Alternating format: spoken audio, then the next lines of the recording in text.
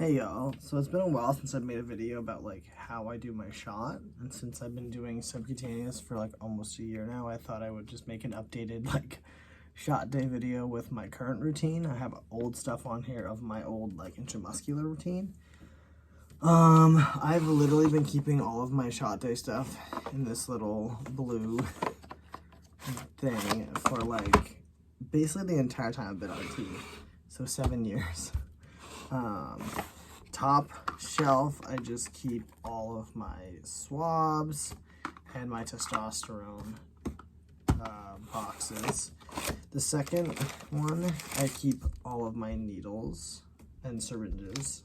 I should say syringe with needle. And then the bottom one is all of my just needles. So I have a needle, this one here, is it right side up? Okay. This is an 18 gauge needle, which I use to draw the testosterone.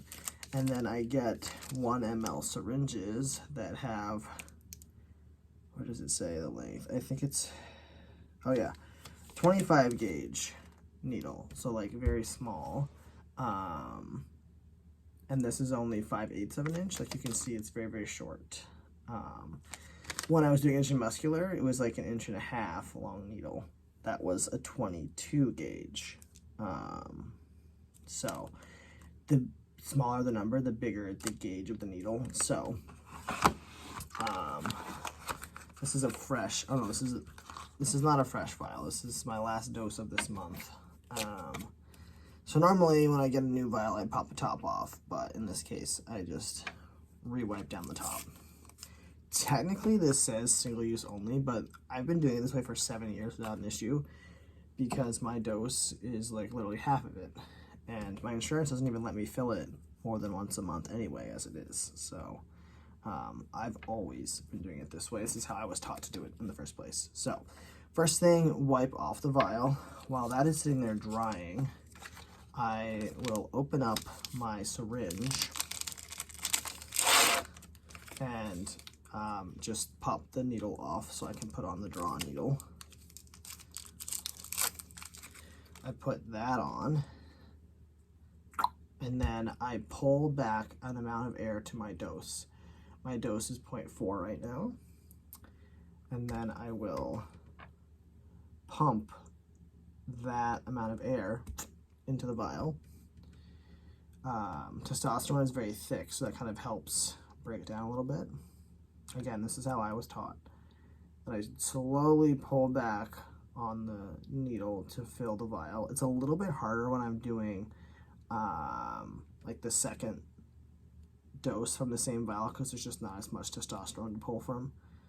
And I always kind of over pull by 1 or 2 mLs so that if there's an air bubble, I have room to just push them back out. So now I'm pushing back up to 0.4. And there's still a little bit left because there's still like 2 mLs left because it's 100, or excuse me, it's 200 milligrams. So I only use, I'm not good at math. I only use 160 milligrams, I think. I use, if I was on 0.5, I would be using basically the whole vial. Anyway, I'm getting lost in the math. So there's always a little bit left, but I don't try and save that. So then I take this needle, the one I just drew with. This is my Sharps container. I've literally been using this for like an eternity. It says Sharps. I don't know if you can see the amount of syringe and needles that are in here. But this is like easily, I think I started using this canister in like, I want to say 2019 or even 2018. I don't remember. But then like once it's actually full, I can call up a place and say, how can I dispose of this? And they'll take it away. That's what the first time I did this, it was in like a much smaller, I did it in like a detergent jug. So that took like 2 years to fill up. I think I've had this since 2018 now. Anyway, popping the injection needle back in. Now I will take the swab, and I'm going to back up a little bit. And I'm trying to remember what side of my belly I did last week.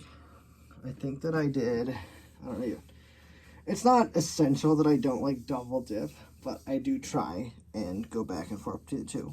So I will clean off the general area. And again, I kind of let it dry a little bit because otherwise if you stick yourself when it's still like wet, you'll end up like injecting the alcohol swab into you and it'll sting a lot more because you're kind of picking up the liquid as you're going in. So I always give a little blow dry here. Usually when I'm doing it, I have to go walk to my closet and grab this, but I grabbed it ahead of time. Okay. That's better. And then literally just grab a chunk, scoop it up, pop it right in. Literally, and that's it. Boop. I always kind of like press my finger on it. Then I cover the needle back up, pop it back in my container. Little spot of blood, but not really. Last week I had a little bit of a bleeder. But yeah. And then that's it. Since it's my last dose of this vial, I usually just box up all the trash back into the box. Keep it simple. Then I've got to refill my prescription, which is always a pain. And yeah, that's it. That's my whole shot. It's been 6.5 minutes. If I'm not talking during the whole thing, I can do it in about 2.5. If I am just doing it real quick, it takes me less than 3 minutes to go from top to bottom of the shot. I'm just gonna get a tissue for this. When I used to do the shots on my leg, I would like put a Band-Aid over it. But like on my belly, I don't really put a Band-Aid on it because I'm so hairy. It just gets stuck. Not that, I mean, my legs are pretty hairy too, but like upper thigh is like very thin hair, so I could just get away with it. That did help me remember which week I was on, because I'd still have like my old Band-Aid on. But I highly recommend, like, if you're out there and you're thinking, should I try subcutaneous? It is so much easier just because the needle's smaller. It's so much less intimidating, and it's just like quick, easy stab.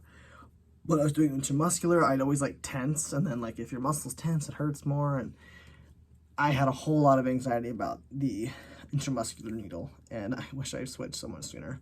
So anyone I know who's starting T now, I'm like, go for subcutaneous from the start because it is a lot easier. But yeah, that's how I do my shot. If anyone has questions, I'm happy to answer.